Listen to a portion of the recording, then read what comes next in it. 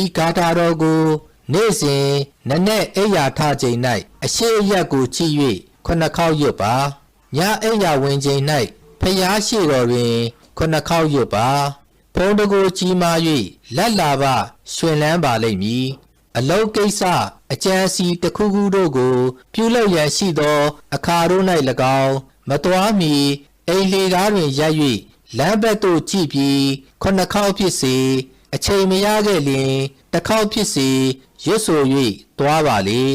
ရှင်သီဝလိလက်ရွှင်ဂါထာတော်ရှင်သီဝလိဖုံးရှိမြတ်စွာယဟန္တာထိတ်မာမြတ်ဖျားကိုတော်ထားနားမှာကိုတော်ချင်းခတ်သိမ်းလိုရာယကာယဝစီမနောချီသုံးလီဩဃာတ